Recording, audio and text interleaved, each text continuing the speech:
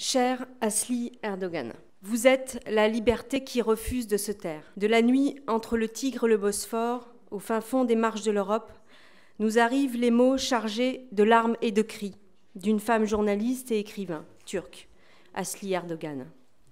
Comme une onde de choc, ces mots frappent nos consciences en nous rappelant la nature des crimes perpétrés sur cette terre du Levant gorgée de sang. Cette région vers laquelle nos regards sont tournés depuis les attentats de Charlie Hebdo, de l'Hypercacher, du Bataclan, de nos terrasses de café, mais aussi ceux de Londres, Bruxelles, Berlin, Ouagadougou, Kaboul et tant d'autres.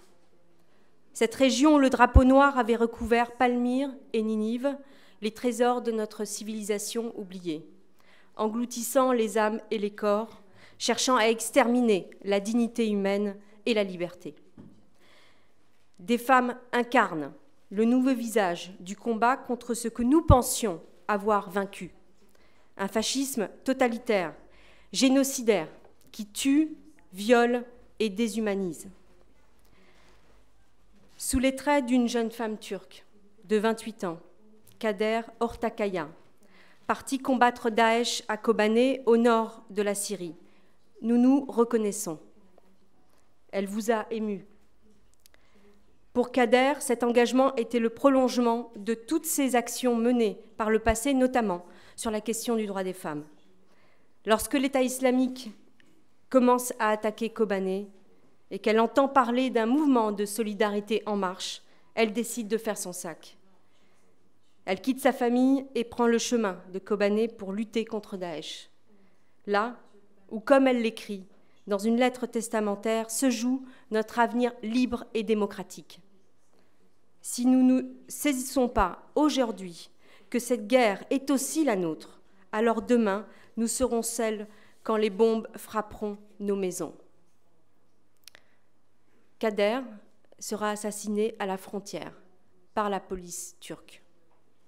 Une rafale de balles qui anéantit une jeunesse pleine d'espoir et de courage et de détermination. Kader, figure antagoniste de ces soldates françaises de Daesh qui réclament aujourd'hui d'être jugées en France. La justice pour laquelle se battait Kader sera pour elle nulle et non avenue.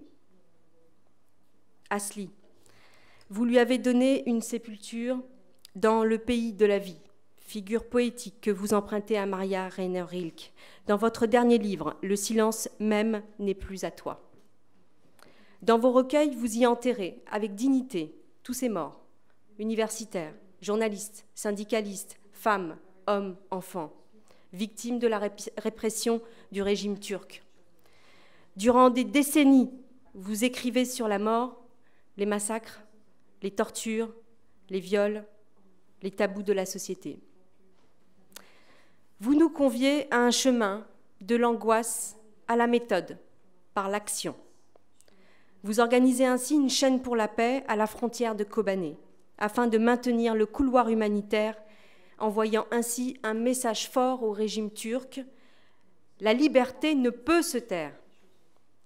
Celle de Kobané, de Paris, de Raqqa, de Berlin ou d'Istanbul n'est pas dissociable.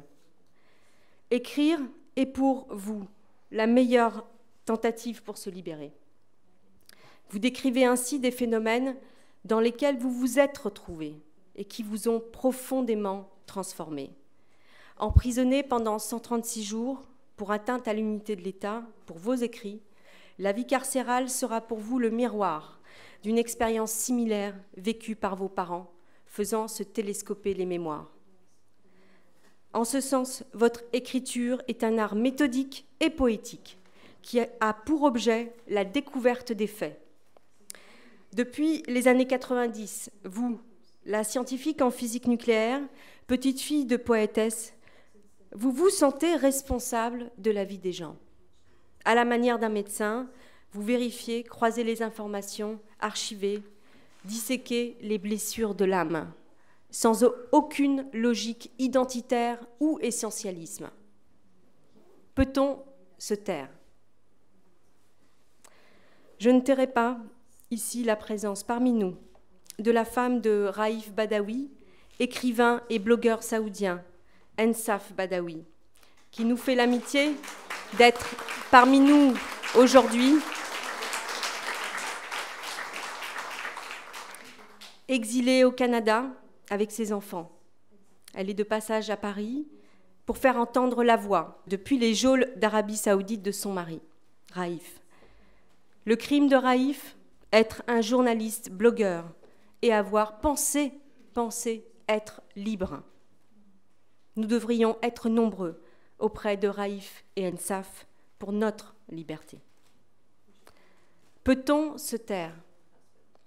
Peut-on se taire? Écrit Asli comme un leitmotiv.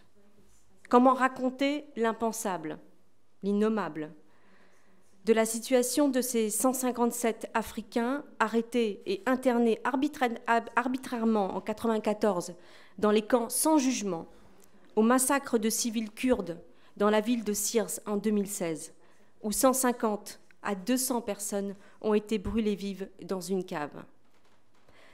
Vous vous appuyez sur la technique du poète autrichien Hermann Becker, qui, pour restituer l'innommable d'Auschwitz, retranscrit des documents légaux. Mettre en exergue une langue plate, administrative, désincarnée, et faire ressentir l'effet de la déshumanisation qu'elle produit, devient pour vous aussi le moyen de faire entendre les souffrances des victimes suppliciées, qui jusqu'alors n'avaient pas pu être entendues. Un moyen paradoxal de faire exister les souffrances qui n'avaient pu être exprimées, qui n'avaient parfois même pas pu être ressenties. Partout où ça fait mal, c'est moi, nous dit Asli. C'est nous. Partout où nous souffrons, quelque chose de l'altérité n'est pas totalement perdu, de la dignité intrinsèque qui nous relie à l'humanité tout entière, préservée. Vous défendez les femmes imparfaites, et je m'y reconnais bien là, je pense sans trahir Simone de Beauvoir aussi. Les femmes imparfaites, ce sont les femmes qui n'ont pas d'enfants, pour le président turc. Les femmes sont clairement la cible du régime turc, leur tenue vestimentaire, les agressions sexuelles et physiques sont en hausse depuis les purges. Fragilisé, précarisé, le système cherche à épuiser les femmes, cherche à vous épuiser, Asli, parce qu'elles manifestent leur opposition notamment à la remise en question du droit à l'avortement, à la proposition de loi visant à marier un violeur à sa victime. Pourtant, les femmes turques ont obtenu le droit de vote en 1937. Elles ont été les premières, avec les Tunisiennes, à organiser au début du XXe siècle, sur les places publiques, des manifestations pour enlever le voile traditionnel. Malgré une évolution par l'éducation dans ces sociétés, l'égalité leur est toujours refusée.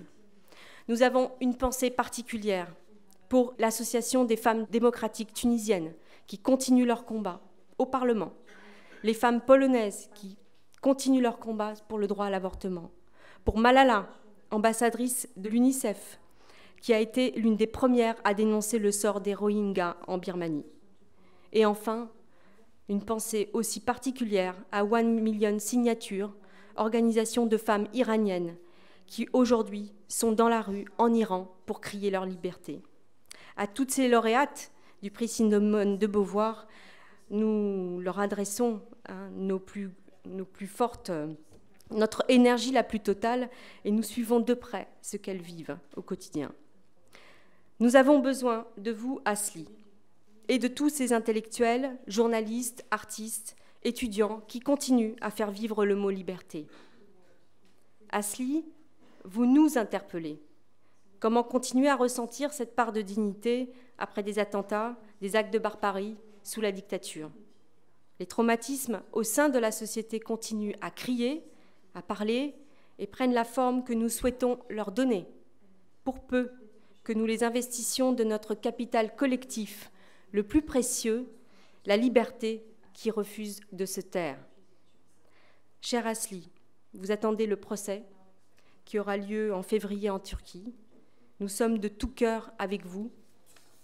Et c'est pour tout cela, cher Asli, que vous recevez aujourd'hui le prix Simone de Beauvoir pour la liberté des femmes 2018.